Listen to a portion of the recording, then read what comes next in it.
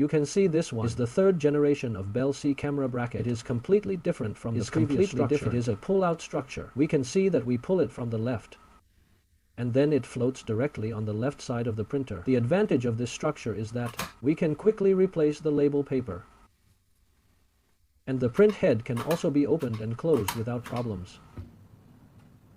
After turning the paper, quickly restore the camera. At this time, we can perform a label detection. Now I have turned the printer around, and then we can see the back part of the printer. This part is our interface card. Unlike the past, there is an extra USB port on this interface card. This USB port can also be used when your computer doesn't have an extra network port. We can use two USB cables. One end is plugged into the computer, and the other end to the USB port of the interface card. Then data communication can be carried out. You can see that this is the login interface of our BLC. Now I log in. After logging in, we can design a template. The interface I log in now is the guide interface.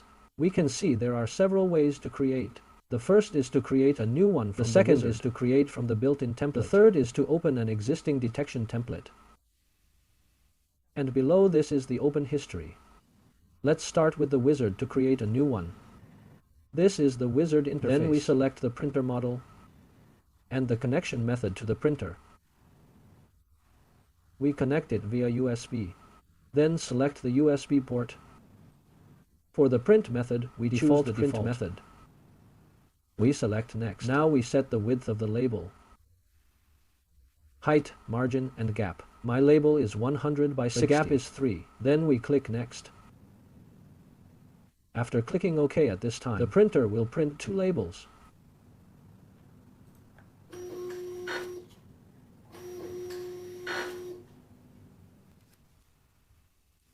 After printing two labels, it prompts to print a standard label. We use the button to print a label. This is the label template. After printing, it will directly analyze the label. At this time, you can see that the content on the label are boxed one by one. If there is variable content on the label, we can convert this graphic into an OCR module.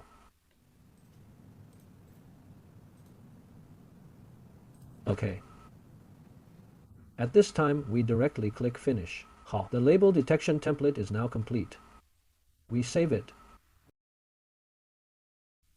Let me introduce the second method of template creation. We create a new template from the built-in template. We select the printer, and then select the model of the printer, add 610. Then select the label width, height, and gap. Select USB port. Select the port of the printer. OK, let's save this template. At this time, we click Test and Communication. It will print two labels in the same way.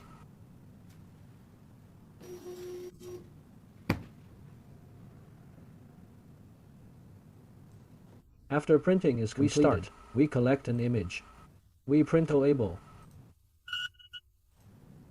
The label has been collected. Now we update. We stop this label as a design drawing. Then we analyze the barcode through the above analysis. To analyze the barcode of this label, after clicking, it directly jumps the interface for analyzing the label. We can see that the barcode has been analyzed, and the corresponding box is framed. Click Finish. Then we click on the analyzed text. It also pops up. It pops up a box. Analyze the text on this label. We can see that the text part is also framed. Then we convert the editable data into the OCR module. OK, now we click Finish. Then the same label has been done. These are two different template making methods. Now let's talk about how to store the detection templates centrally on the server. And computers on the local area network can simultaneously access the detection templates on the server to detect the label. And there is also a function of destruction and how should we set it? Let me set it up now. These two functions in the GS module. We click on GS if we want to store them centrally on the server. This directory. Then locally, we need to save the data locally. So we need to select the local path. Select the local one. Select a local path. We create a folder named test. This is the test folder. Under the C drive, we select this folder. Then the data I save will be stored in the C drives, the test folder. Then we set how to destroy and reprint. Then we check here. Destroy labels when reprinting. We click it and select this printer to reprint. If you only want to destroy this label, when you click remove, the label will be destroyed, but it won't be reprinted. Now select the directory of the official letter template. Click System Settings. Then select the template library and directory. Select the text folder on the official letter. This folder is where the template library is stored. After selecting, click Save. At this time, you can see that behind BPF, there is a red star behind it, indicating that it has not been saved to save it. Okay, then you can take a look. This is our public disk. It's a public disk with a network address.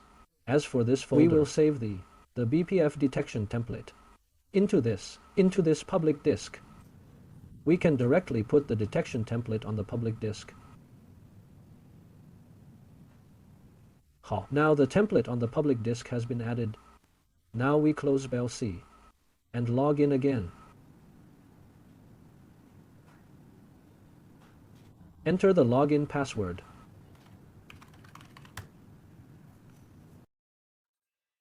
Then in the template library search and directly find the corresponding template. We can check the settings we just made. In GS, we check it, the directory where the data we just saved. It's the test folder on the C drive. We find this folder. There is no creation in the test folder on C drive. We click Start. Okay, we can see that. After clicking Start, in the C drive's test, in the local directory, a data file is generated. This is where our log data is stored. Data file. Okay, now we print a label through 83. Okay, this one is fine. Let's print another one. We can see that there is a problem with this label. This is a defect I made in advance. This one has a problem. Let's take a look at the printer. There is also a problem with it. There is also this defect on this label. So we want to destroy this label. Reprint it. When we press it, the alarm light will also turn on a red light. Okay, we click to reprint. After clicking the reprint on the software, we can see that this label has been destroyed and a new label is printed. On the software, we can check it. After destroying this label, we press the reprint button and then we print a new label again. This is the function of reprinting and destroying. We click Stop and click the Query button. We can see the print data just now. We can click Export and export this data to the desktop.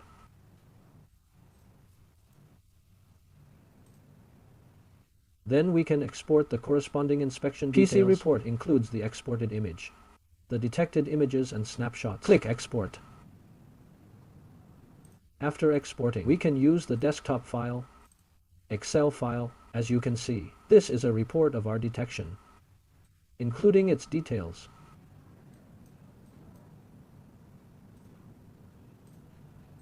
Now, this is the function of querying data. We can also check the directory where the data we just saved is stored. We saved it on the C drive, and we can see the image file of the data we printed. Image file that was saved is in the image directory. The snapshots are in this directory.